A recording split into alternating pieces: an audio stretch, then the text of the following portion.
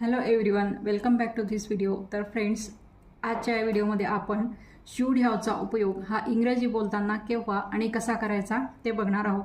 तर इथे बघा, शूड ह्याचा पहिला उपयोग आहे की जेव्हा आपल्याला करायला पाहिजे होतं या अर्थाने इंग्रजीमध्ये बोलायचं असते तेव्हा शूड ह्याचा उपयोग हा केला जातो. मग इंग्रजीत त्याचं स्ट्रक्चर कसं असते, तर सर्वात आधी घ्यायचा असतो सब्जेक्ट, त्यानंतर plus should have plus V3 plus other part of the sentence. आता मी इथे मराठीत एक्झाम्पल घेतलेली आहेत की अशा प्रकारचं बोलायचं असलं आपल्याला, ती मला त्या दिवशी भेटायला पाहिजे होती. तर मग आता याचं इंग्लिशमध्ये कसं येणार आहे, she should have met me that day. त्यानंतर इथे सेकंड सेंटेन्स घेतलेले आहे, मी माझी छत्री घ्यायला हवी होती. I should have taken my umbrella.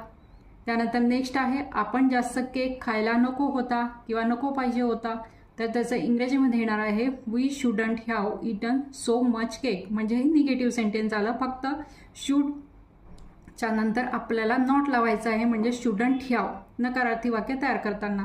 आता क्वेश्चन जर तयार करायचा असला तर इथे कसं केलेलं आहे बघा, मी जायला पाहिजे होतं का, शूड आय हॅव गॉन, अशा प्रकारे. त्यानंतर शूड हॅवचा उपयोग हा केव्हा केला जातो, दुसरा उपयोग म्हणजेच की जवळ असायला पाहिजे, पजेशन्स आपण त्याला म्हणतो. त्या अर्थाने जेव्हा आपल्याला इंग्रजीत बोलायचं असते तेव्हा शूड हॅवचा उपयोग हा केला जातो. त्याचं एक्झाम्पल इथे मी घेतलेलं आहे, आपल्याकडे पुरेसे पैसे असायला पाहिजे, वी शूड हॅव इनफ मनी.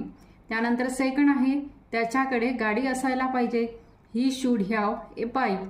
त्यानंतर थर्ड इथे आहे, तिने मला विचारायला पाहिजे होते. आता हे जे थर्ड सेंटेन्स आहे तर हे शूड हॅवचा उपयोग करून याचं इंग्रजीमधील ट्रान्सलेशन तुम्हाला कमेंट बॉक्समध्ये लिहायचं आहे. तर अशा प्रकारे शूड हॅवचा उपयोग हा केव्हा आणि कसा करतात याचा डिटेल व्हिडिओ तुम्ही माझ्या चॅनलवर नक्की बघा, तेव्हा तुम्हाला डिटेलमध्ये कळेल की शूड हॅवचा उपयोग हा केव्हा आणि कसा करायचा. Thank you for watching.